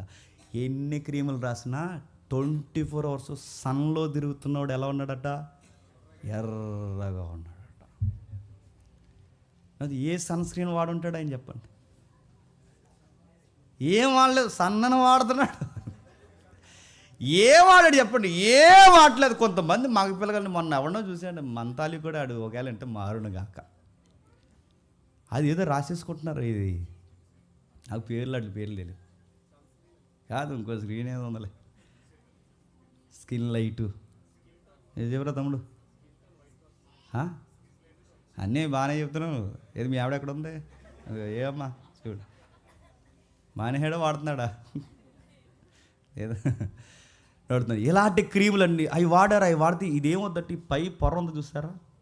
ఈ పై పొర ఊడిపోయి దరిద్ర క్రీములు, బెట్న వైట్లు, స్కిన్ లైట్లు, చెదారం అన్నీ వాడితే మరి చెప్తున్నాను క్యాన్సర్ వచ్చిపోతుంది. డాక్టర్ గారు క్యాన్సర్ స్పెషలిస్టే. పోతా ఏమనుకుంటున్నావు? న్యాచురల్ బ్యూటీ అని చెప్పిన 2 పూటలో స్నానం చేయి. ఒక సీక్రెట్ చెప్పిన, సందర్భంగా చెప్తున్నాను కనుక చెప్తున్నాను. నీ స్కిన్ మంచి అలా లైట్ వేసినట్టు కనబడాలంటే సూత్రం ఏంటి చెప్పిన, మెత్తని బనీల్ క్లాత్ ఉంటాయి. నేను సీరియస్గా చెప్తున్నాను, నేను వాడుతాను చెప్తున్నాను. మెత్తని బనీల్ క్లాత్ ఉంటే శుభ్రంగా దాంతో రుద్దుకో, మట్టంతా పోతే మంచి గ్లోగా కనబడతాయి. ఎంతకు మించి ఏమి ఎరగదీయక, ఇంకా ఎంతకు మించి ఏమైనా ఎరగదీసంటే తర్వాత జాయిన్ చేస్తారు. ఎక్కడ చెప్పండి? నువ్వేం చేయకు, శుభ్రంగా స్నానం చేయి. శుభ్రం చేస్తే దేవుడిచ్చిన ఒరిజినల్. మనకి ఎప్పుడైతే చెమట వస్తూ పోతూ ఉంటుందో మన స్కిన్ బాగుంటుందో బాగోదు. దావీదు ఎర్రగా ఉన్నాడట. నెక్స్ట్ చక్కటి నేత్రాలు చక్కగా ఉన్నాయంట. నడుతున్నాను, ఆయన కళ్ళే బాగుంటే ఎన్ని రీల్స్ చేస్తాడో. ఇంకా అడుగుతున్నాను, చక్కటి నేత్రం అంటే అంత నేత్రాలు అంత బాగా ఎందుకున్నాయి? టయానికి నిద్ర వస్తాడు, గుర్తుపెట్టుకో. నీ నేత్రాలు దెయ్యంకుల్లో అయిపోయి మధ్య నిద్ర రాత్రులు నువ్వు తెల్లవార్లు చూస్తావు. ఇలా తెల్లవార్లు ఆడోళ్ళు మగోళ్ళు చూస్తే నేత్రాలు ఏమవుతాయి? లొట్టలు వస్తాయి. ఇంకేమో చెప్పండి, బ్లాక్ వస్తుంది. ఇంకేమో చెప్పండి, పోతాయి లోపలికి. దెయ్యం కళ్ళు వస్తాయి. నేను చూస్తే మాకు భయం అవుతుంటుంది పగలే. టయ్యానికి నిద్ర. నీకు రాత్రులు అర్ధరాత్రి వరకు పని ఏంటి? సువార్తకి వెళ్ళావా? అర్ధరాత్రి వరకు పని ఏంటి? రక్షణ శాస్త్రం ఏమైనా మాట్లాడుతున్నావు ఎవరితో? నీకు అర్ధరాత్రి వరకు పని ఏంటి? దేవుని సేవలో అలసిపో. నువ్వు టయానికి పని చేయి, టయానికి చదువుకో, టయానికి ఏదో ఒక వర్క్ చేసి టయానికి కలో మెతుకులు తినేసి పడుకో. నిద్ర లేకపోతే కంటి మీద పడుతుందా పడదా? ఈయన నేత్రాలు ఎంత బాగున్నా పగలంతా పని చేస్తాడు, టైంకి ఇంటికి వస్తాడు, టయానికి ఇప్పుడు మెతుకులు తినేసి చక్కగా నిద్రపోతాడు. అబ్బాయికి ఏం పని ఉందండి? ఏ అమ్మాయికైనా స్టార్టింగ్ చేయాలి? అబ్బాయి నువ్వు నిద్ర వేయలేదా, నాకు నిద్ర వస్తుంది అంటాడా? అలాంటి వ్యాపారం వేయలేదు దావీదు గారి దగ్గర. కుదరదో, గుర్తుపెట్టుకోండి. ఆయన టయానికి తింటాడు. ఆయన కళ్ళు బాగున్నాయి, రంగు బాగుంది, ఇంకా చూడ్డానికి ఎలా ఉన్నాడు చెప్పండి? సుందరుడు. దేవుడు అన్నాడట, కళ్ళు బాగున్నా దావీదు మనసు కళ్ళు మీద లేదు, రంగు బాగున్నా దావీదు మనసు రంగు మీద లేదు. చూడ్డానికి హ్యాండ్సమ్గా ఉన్న తన యాటిట్యూడ్ని ఇతరులకు ఆకర్షణీయంగా మార్చలేదు.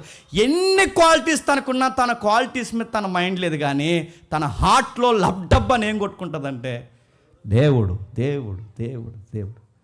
అందుకే ఈ అబ్బాయి నాకు కావాలి. వాళ్ళ అన్నయ్య ఉన్నాడు, ఆ 70 సార్లు అద్దంలో చూసుకుంటాడు. వాళ్ళ అన్నయ్య చిన్న అన్నయ్య ఉన్నాడు, వాళ్ళందరూ చూసుకునే బ్యాచ్. ఈ అబ్బాయికి అన్నీ ఉన్నా చెప్పండి చూడ్డు. ఆ అబ్బాయి కిందకు వచ్చాడు, ఉన్న దాంట్లో నీట్గా ఉన్నాడు.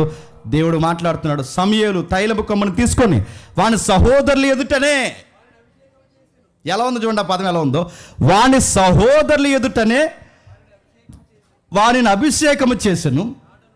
నాట నుండి యెహోవా ఆత్మ దావీదు మీదకి బలముగా వచ్చిన. ఏంటట?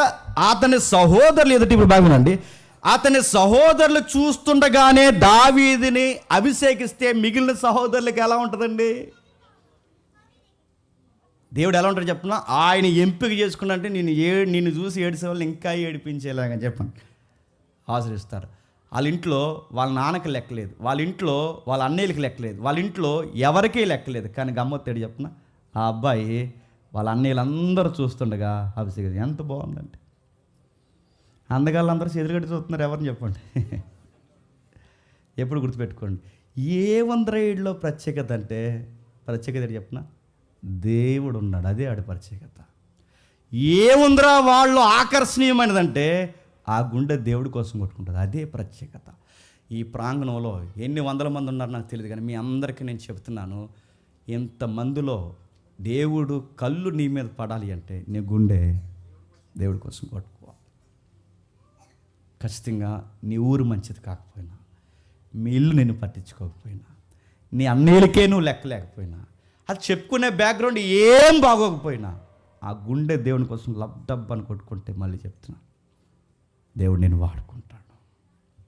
దావీదు హెల్త్ బాగుంది, దావీదు స్కిన్ బాగుంది, దావీదు యొక్క యాటిట్యూడ్ బాగుంది, అన్నీ బాగున్న అబ్బాయి ఎక్కడైనా చెడు వ్యసనాలకు పోయాడా? రంగు బాగా రావాలని బీర్లు తాగే సన్నాసిగాళ్ళు ఉన్నారంటే మీరు నమ్మగలరా? బీరు తాగితే రంగు వస్తుంది అనేది ఎవడరా? పొట్ట వస్తుంది అదవా, కిడ్నీలు పోతాయి ఏమనుకుంటున్నావు?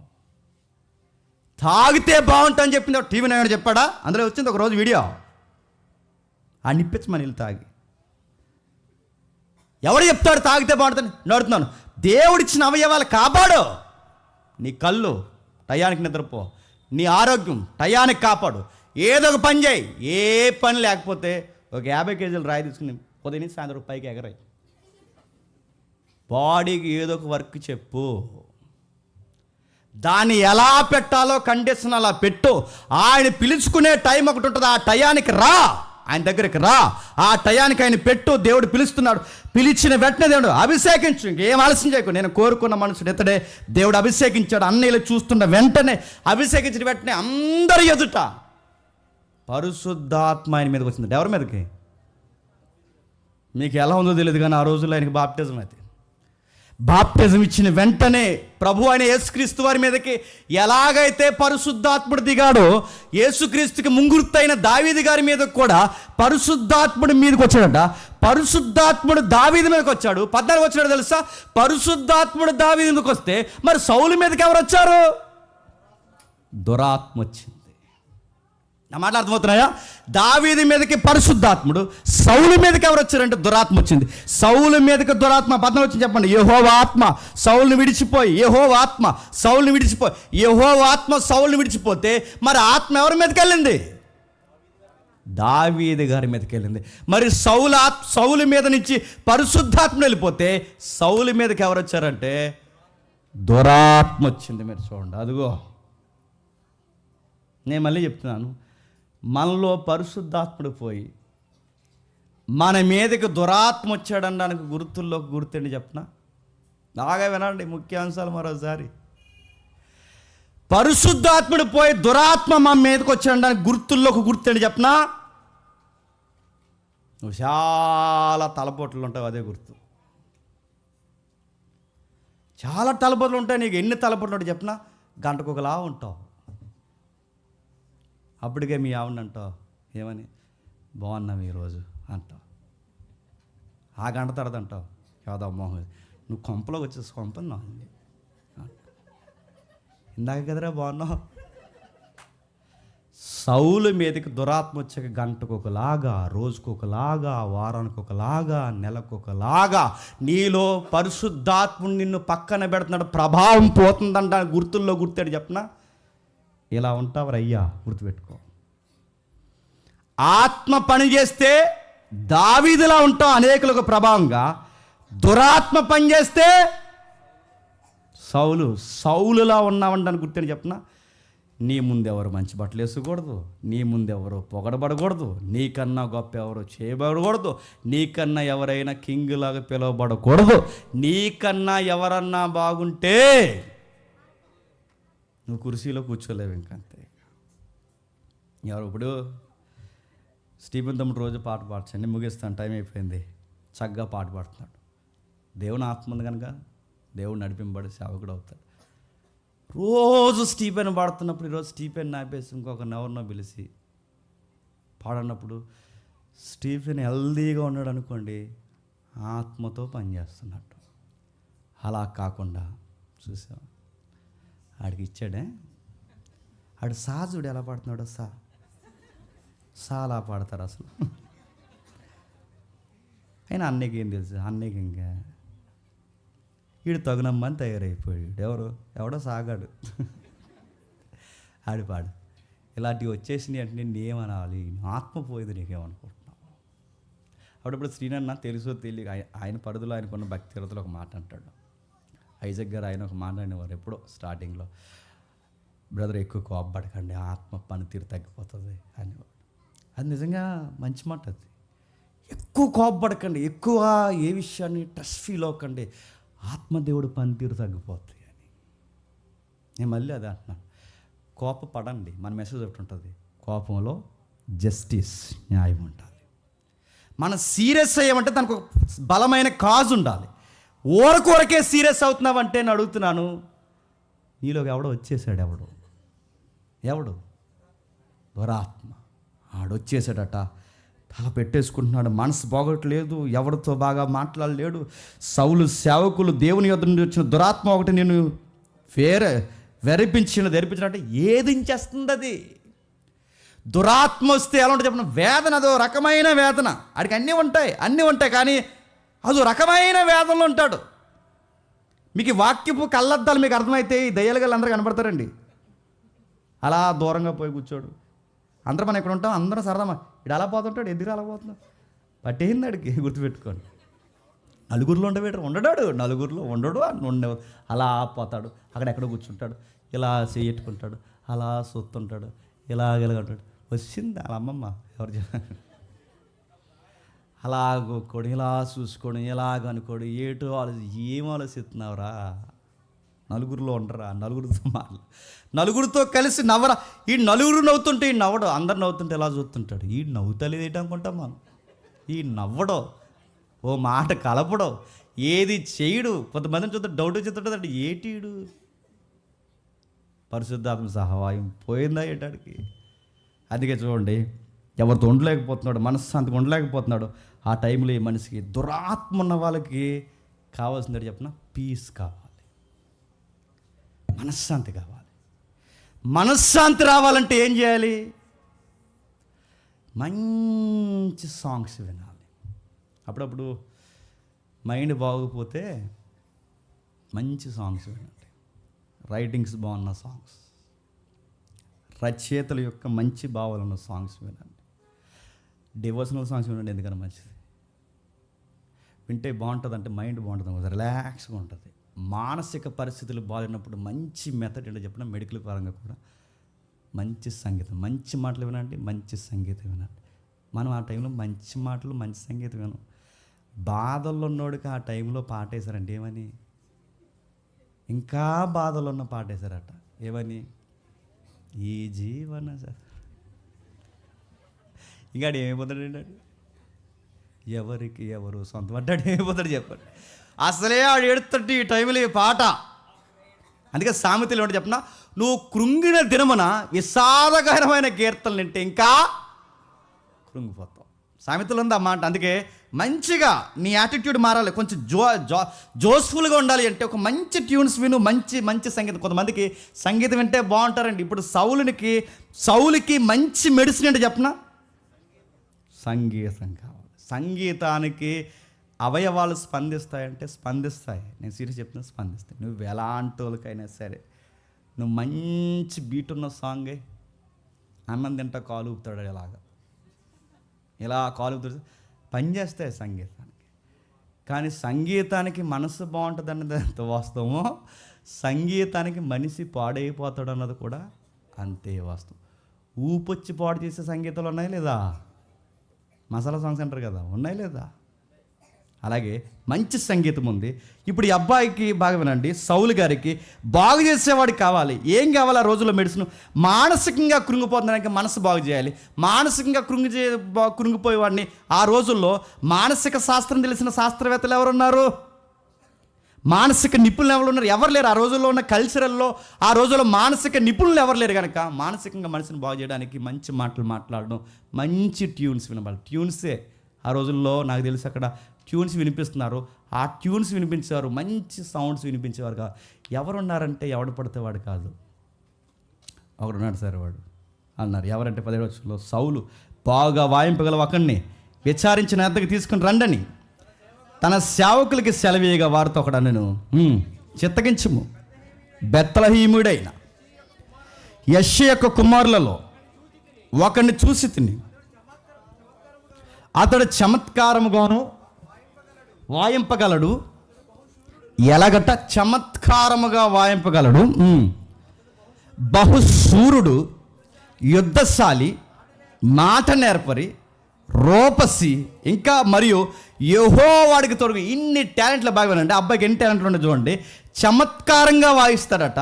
చెప్పండి, యుద్ధం బాగంటే అప్పటికప్పుడు సీన్లో ఫైట్ వస్తే ఫైట్ బాగా చేస్తాడట. నెక్స్ట్ మాటలు బాగా మాట్లాడతాడు. నెక్స్ట్ చూడ్డానికి బాగుంటాడు. ఎన్ని క్వాలిటీస్ ఉన్నాయండి దావీదు గారికి. చమత్కారంగా. మనకేంటి, మనకి టాలెంట్ ఉంటేనేమో మాట్లాడతాం రాదు. టాలెంట్ ఉన్న వాళ్ళకున్న జబ్బేడు చెప్పడం మాట్లాడతాం రాదు. మాట్లాడటం వస్తేనేమో టాలెంట్ ఉండదు. చాలామంది టాలెంట్ ఉన్న వాళ్ళు ఎదగపోవడానికి కారణం చెప్పిన ఆడి మాట బాగోదు, అదో జబ్బది. ఆడికి మాట్లాడటం రాదు. ఏ కమ్యూనికేషన్ స్కిల్స్ ఉండవు వాడికి. టాలెంట్ ఉన్నవాడికి ఏమో మాట్లాడటం రాదు, మాట్లాడేవాడికి ఏమో టాలెంట్ ఉండదు. గమ్మత్తడి చెప్పిన ఆయనకి టాలెంట్ ఉంది, మాట్లాడడం వచ్చు, చూడడానికి ఎలా ఉంటాడట. ఇప్పుడు చెప్పండి, టాలెంట్ ఉన్నవాడికి ఏమో మాట్లాడడం వచ్చు, మాట్లాడవచ్చినోడికి కూడా చెప్పండి చూసిన వెంటనే బాగుంటుంది. టాలెంట్ ఉన్న వాళ్ళు ఎప్పుడన్నా తినమైన బట్టలు వేసుకున్నారా? లూజ్ అయిపోతుందండి మధ్య కానీ ఇలాగా. అది లింగియా, ఫ్యాంటా, ఏటది అసలు? ఏటి సార్ ఆడు అలాంటి అదొక టాలెంట్. ఏది టాలెంట్ ఉన్న వాళ్ళట తినమైన బట్టలు వేసుకోరట. ఇలా ఇలా ఇలా పై ఆడవాళ్ళకి పైకి లాగేస్తే చూసారు అలాగ జాకెట్ ఇలా పైకి లాగేసినట్టు అదొక షర్టు నడుతున్నాను. ఎవరి కొరియా స్టైల్ ఇవన్నీ, ఆ కొరియా జపాన్ గల అందరూ ఆ శాప మొహం గల అంటే వేసుకున్నారు. నువ్వెందుకు వేసుకుంటున్నావు? నువ్వెందుకు వేసుకుంటున్నావు? ఇలా డబ్బా ఒకటి ఇలా లూజ్ పేషెంట్కి వేసుకుంటారు. లూజ్ ఆపరేషన్లో తీసుకెళ్ళి పేషెంట్ లూజ్ డ్రెస్ వేస్తారు. లూజ్ ఏంటని అడుగుతున్నాను. మంచిగా ఎలా ఉండాలంటే కొంచెం ఫిట్గా, ఫిట్నెస్ మెయిన్. ఈ లూజులు ఇలా ఊగేసి ఏంటంటే నడుతుంది ఇలాగా.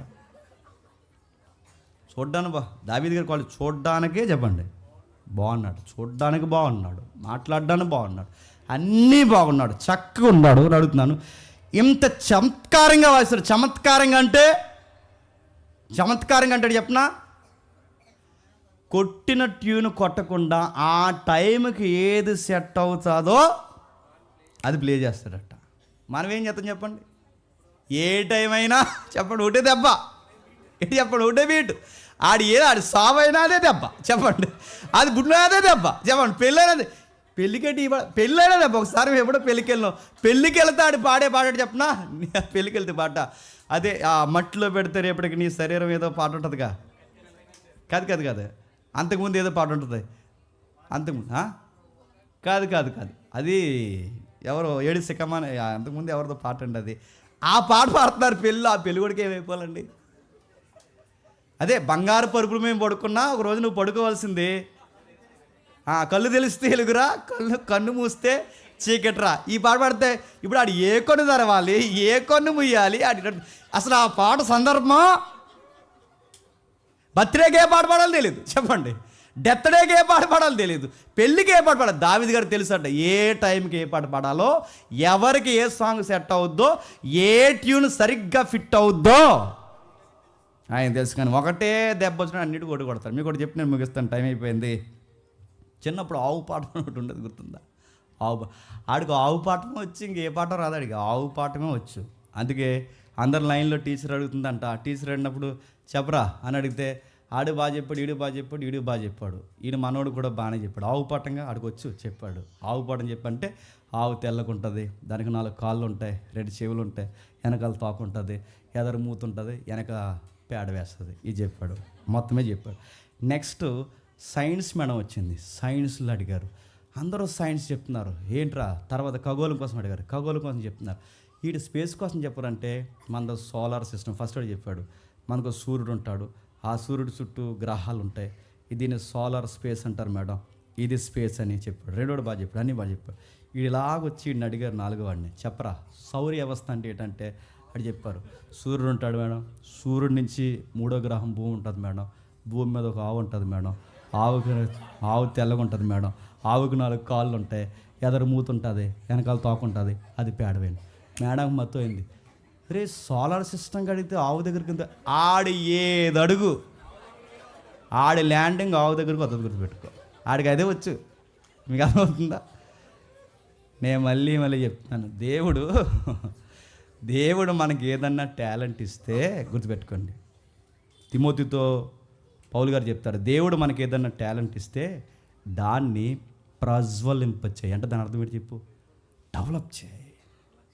దేవుడు స్పార్క్ మనకి ఏదైనా ఇచ్చనుకో, నీకు సంగీతమా లేదా రైటింగ్సా లేదా మెసేజ్ చెప్పడమా లేదా ఆర్గనైజింగ్గా ఏదైనా ఇస్తే ఆ స్పార్క్ డెవలప్ చేయి. అంటే అక్కడ వాడిన వర్డ్ ఏంటంటే ప్రజ్వలింపజేయడం. అంటే ఒక నిప్పు, అంటే ఒక బొగ్గుల్లోనికి ఒక నిప్పుని తెచ్చి అలా ఇసిరితే ఎలాగైతే మొత్తం అన్నిటిని అది వేడెక్కిస్తుందో, మనకి దేవుడు చిన్న స్పార్క్ ఇస్తే దాన్ని ఏం చేయాలి చెప్పిన? డెవలప్ చేయాలి. రోజుకి కొత్తగా ఉండాలి. రోజుకి నీ మాట, నీ విధానం, నీ పనంతా కొత్తగా ఉండాలి. అరే ఎప్పుడు చూసినా ఎక్స్పెక్ట్ చేయని విషయాలు, ఎక్స్పెక్ట్ చేయని సంగీతం ఈ అబ్బాయి ఇలా ఉండాలి. చెప్పిందే చెప్పరా పాసిపోలే దానయ్య అన్నట్టు అది చెప్పకూడదు, గుర్తుపెట్టుకో.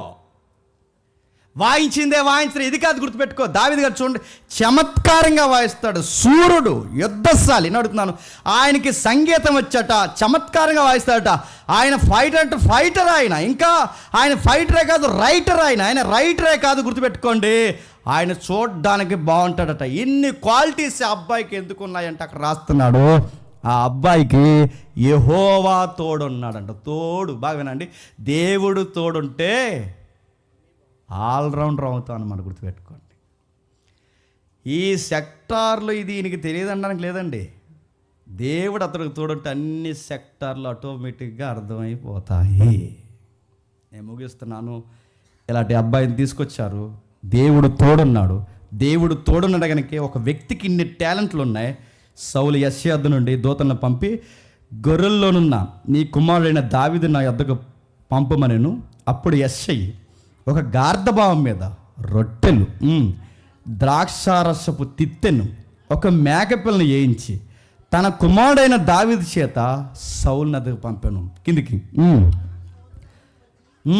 దావీదు సౌలు నద్దకు వచ్చి అతని యొద్ద నిలబడగానే అతని యందు సౌలునకు బహు ఇష్టము పుట్టును. బాగానండి, దావీదు గారిలో ఉన్న క్వాలిటీ చెప్పినా, సమూయేలు చూసినా నచ్చేస్తాడు, దేవుడు చూసినా నచ్చేస్తాడు, సౌలు చూసినా నచ్చేస్తున్నాడు. దేవుడు మనకు తోడుంటే మనం ఎక్కడికి వెళ్ళినా చెప్పండి, ప్రస్తుతానికి మనం నచ్చని వాళ్ళకు కూడా కొన్ని రోజులకి నచ్చేస్తాం అంతే. ఒకవేళ వాళ్ళ అసూయ పడితే అది వాళ్ళ దరిద్రమేమో కానీ గుర్తుపెట్టుకోండి, మనం ఎవరికైనా నచ్చుతాం. మన వర్క్ నచ్చుతుంది, మన విధానాలు నచ్చుతాయి. మనం ఎక్కడుంటే అక్కడ ఆ ప్రాంతానికి వెలుగైపోతాం. ఈ అబ్బాయి రాకముందు వేరండి మా లైఫ్లోకి, ఈ అబ్బాయి వచ్చాక వేరండి మా లైఫ్లోకి అని ఎవరు చెప్తారు చెప్పిన? సౌలు చెప్తాడు. ఈ అబ్బాయి రానంత వరకు నాకు మానసిక ఒత్తిడి, ఈ అబ్బాయి వచ్చిన తర్వాత ఎంత మనశ్శాంతి. అతను ఎందుకు సౌలుకి ఇష్టం పుట్టాను. అతను సౌలు ఆయుధములు మోయవాడాయను. ఎలా అయిపోడట? వచ్చింది దేనికండి? సంగీతం వాయించడానికి. కానీ జాబ్ ఏమి ఇచ్చారండి? పర్సనల్ బాడీగార్డ్ అయ్యాడట. రాజుగారికి పర్సనల్ బాడీగార్డ్ అంటే ఎలా ఉంటుందండి? నీకు అర్థమవుతలేదో? సీఎం పక్కన సీఎం అట్రాక్షన్ ఉంటలేదు నాకు తెలియదు, కానీ చెప్పండి పక్కన ఒకడు ఉంటాడు కళ్ళద్దాలు పెట్టుకుని ఇలా చూస్తుంటాడు, చూసారు? ఇలా మొత్తం అంతా ఇలా అన్నీ చూస్తుంటాడు. నువ్వు సీఎంని కలాలంటే ముందు ఈయన కలవాలి, ఎవరిని చెప్పండి. ఆడ ఆపెత్తాడు, చేస్తా నేను ఇలా అగా అని ఆడ ఆపుతా.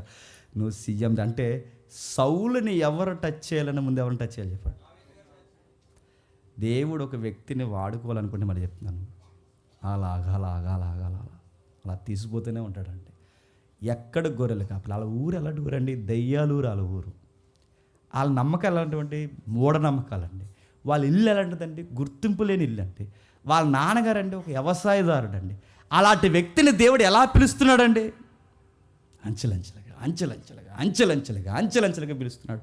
పిలిచి ఆయుధాలు మోయే పర్సనల్ బాడీ గార్డ్గా పిలిచాడట.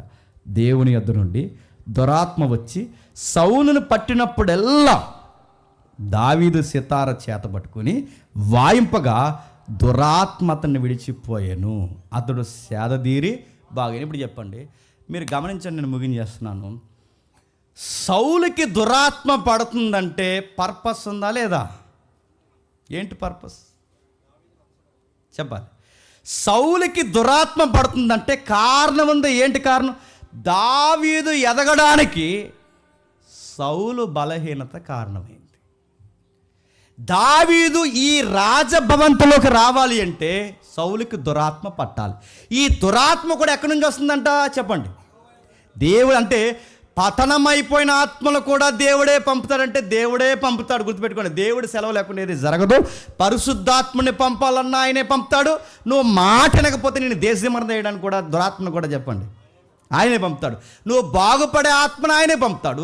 నువ్వు పాడైతే నేను పాడు చేసే ఆత్మను కూడా చెప్పండి ఆయనే పంపుతాడు. వచ్చినప్పుడల్లా ఇప్పుడు చెప్పండి, వీడికి దయ్యం పట్టినప్పుడల్లా ఎవరు గుర్తొస్తున్నారు చెప్పండి? దావీదు గుర్తొస్తున్నాడు. దావీదుని తీసుకొచ్చి రాజభవంతులు పెట్టారట. దావీదుని తీసుకొచ్చి రాజభవంతులు పెట్టారు. నేను అనుకుంటానండి, అభిషేకించిన వెంటనే, నేను ముగిస్తున్నాను, అభిషేకించిన వెంటనే రాజు అయిపోయాడా లేదా? ఎవరు? దావీదు. అభిషేకిస్తే రాజు అయిపోయినట్టే. అభిషేకించిన వెంటనే రాజు అయిపోయినప్పుడు మరి డైరెక్ట్ సౌలుని తీసి దేవుడు తీసుకెళ్ళి దావీదుని సింహాసనం మీద కూర్చోబెట్టచ్చుగా.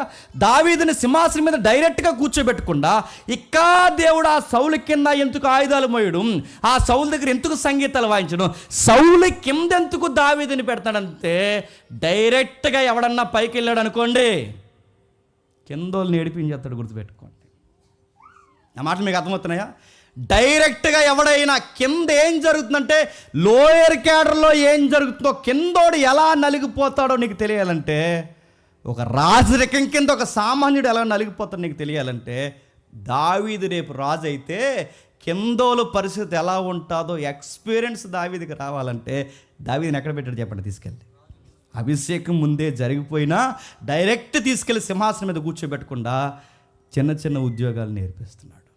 ఇప్పుడు నేడో రేపో నువ్వు ఒక పోలీస్ డిపార్ట్మెంట్ ఒక ఎస్హెచ్ఓ అయ్యావు, లేదా ఒక ఎంఆర్ఓ అయ్యావు, లేదా ఒక కలెక్టర్ అయ్యావు, డైరెక్ట్ తీసుకొచ్చి కూర్చోబెడతారా? డైరెక్ట్ తీసుకొచ్చి ఊరమెత్తాను.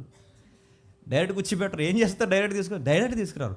కింద వర్క్ ఉంటుంది, ప్రొఫెషన్ పేరు ఉంటుంది, కింద వర్క్ నేర్పిస్తారు. ఇప్పుడు ఎస్హెచ్ఓ ఉన్నాడు అనుకోండి, పార్ట్ 1 ఎలా రాయాలి, ఎఫ్ఐఆర్ అంటే ఏంటి, ఛార్జ్ షీట్ అంటే ఏంటి, స్టేషన్ డ్యూటీ అంటే ఏంటి, అదేంటి ఇదేంటి. కలెక్టర్ ఉన్నాడు అనుకోండి, మెడికల్ డిపార్ట్మెంట్ ఎలా పనిచేస్తుంది, మున్సిపాలిటీ ఎలా పనిచేస్తుంది, పంచాయతీ ఎలా పనిచేస్తుంది, ఇన్ని డిపార్ట్మెంట్లో ఆయనకి ఎక్స్పీరియన్స్ వచ్చిన తర్వాత అప్పుడు ఆయన సబ్ చేస్తారు. ఆ సబ్లో కూడా ఆయన బాగా పనిచేస్తే అప్పుడు మెయిన్ కలెక్టర్ అవుతాడు. ఇది కదండి రూల్.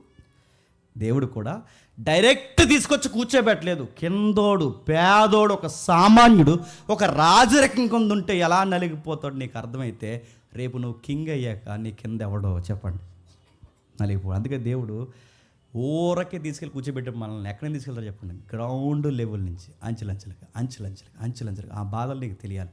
ఒంటరితనం ఎలా ఉంటుందో, పేదరికం ఎలా ఉంటుందో, చిన్న ఉద్యోగాలు ఎలా ఉంటాయో, పరిస్థితులు ఎలా ఉంటాయో అని నువ్వు చూడాలి. రేపొద్దున స్థాయికి వెళ్ళాక నీ స్థితులు నీకు గుర్తు రావాలి. కిందోడిని ఎవరిని చెప్పండి బాధ పెట్టకూడదు. దేవుడు అలాగే మనల్ని అలాగే ఆశీర్వదిస్తాడండి. ఏంటి నేను ఇంకే ఎదుగుతలేదు, నువ్వు ఇక్కడ ఇక్కడ ఎదిగితే చెప్పండి అక్కడ నీకు ఇక్కడ మైండ్ మెచ్యూరిటీ అవ్వకపోతే, పాస్ అవ్వకపోతే అక్కడ ఎలా తీసుకెళ్తాడు? ఇక్కడ నువ్వు ఎలా ఉంటావో నెక్స్ట్ కేటగిరీకి వెళ్తావు. అలా దావీదుని తీసుకెళ్తూ వెళ్ళాడు. ఈ వెళ్ళడంలో ఎన్ని రాజకీయాలు జరిగాయి. ఈ రాజకీయాలే నెక్స్ట్ ఎపిసోడ్లో చూద్దాం. ఎప్పుడు చెప్పండి? నెక్స్ట్ ఎపిసోడ్ వచ్చారు. అంతవరకు సెలవు. నమస్కారం. ప్రార్థన చేసుకుందాం. ప్రార్థన. ప్రేమగల తండ్రి, కృపగల దేవ, విలువైన మాటలు మాకు వినిపిస్తున్నారు. మాతో మాట్లాడండి. వచ్చే వారం కూడా బలమైన సంగతులు మాకు వినిపించండి. క్రీస్తు నామమున ప్రార్థన సమర్పిస్తున్నాం తండ్రి.